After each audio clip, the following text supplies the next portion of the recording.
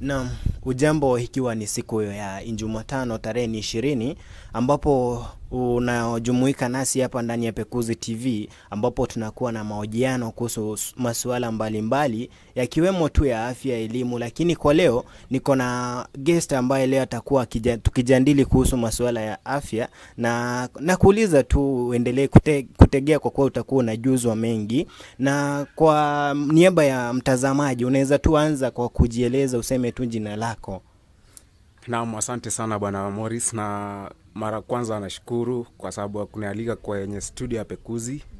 Na kwa majina nafahamika kama Dennis Kweyu na nashukuru. Haya, shukrani sana Dennis kwa kufanya bidii ukafika siku ya leo studioni. Hivyo basi naanza tu na kukuuliza tu, kwa maoni yako nini hasa ndo chanzo cha kubadilisha huu mfumo wa afya wa NHF na kuleta huu mwingine mpya wa SHIF? Naam, asante sana bwana Morris tena. Nadhani kitu ilifanya NHIF ikabadilishwa hadi SHA. Kitu cha kwanza, NHIF ilikuwa na ufisadi mwingi. Ungepata mgonjwa ama mwananchi akona hiyo NHIF, lakini akienda hospitalini anaambiwa hii NHIF ime-expire, hii NHIF iko na shida hii na hii, na wakati huo mgonjwa ama huyu mwananchi akona shida, tuseme anagonjeka hata figo. So hiyo ugonjwa ni ugonjwa unafaa ushughulikie kwa haraka, lakini akienda huko anaambiwa hiyo kadi yako iko na shida, ime-expire. So hiyo ndio kitu ilifanya hii serikali yetu ikaonelea ibadilisha huo mfumo hadi SHA, kwa sababu SHA inahakikisha kwamba mgonjwa ama hiyo card ukiwa nayo ukienda hospitalini wakati wowote watakushughulikia, hata ukuwe na ugonjwa upi, shida yoyote utashughulikiwa kwa haraka kwa sababu ya kuwa na hiyo card. Na kitu kingine ni kwamba NHIF ungepata mwananchi wa kawaida alikuwa analipia 500 kwa 500.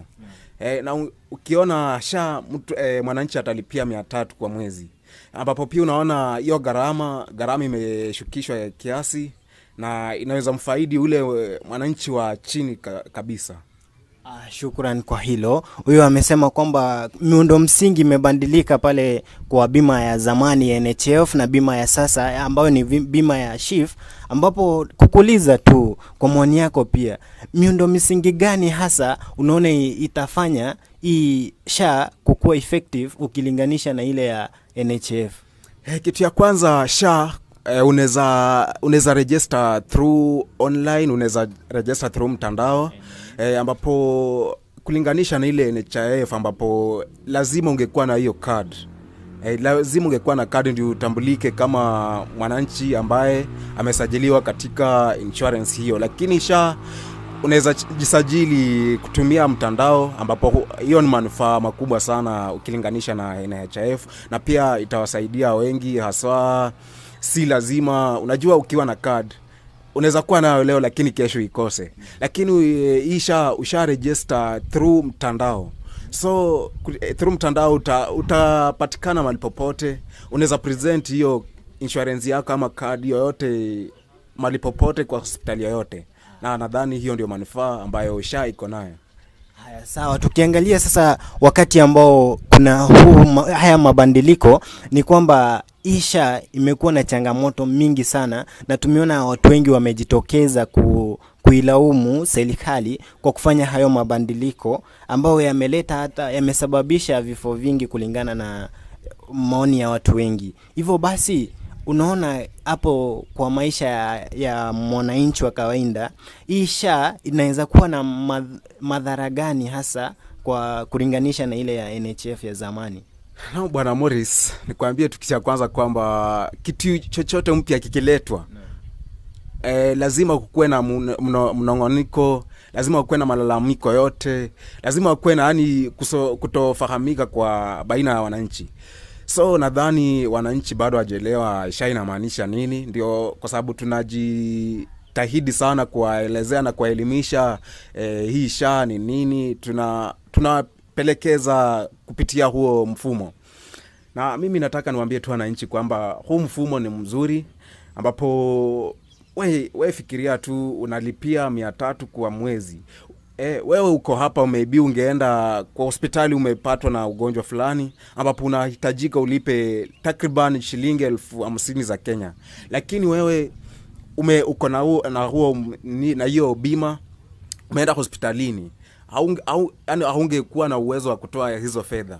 So na kwa maoni yako tu ya mwisho, kwa niaba ya mtazamaji, unaweza mwambia nini kuhusiana na huu mfumo mpya?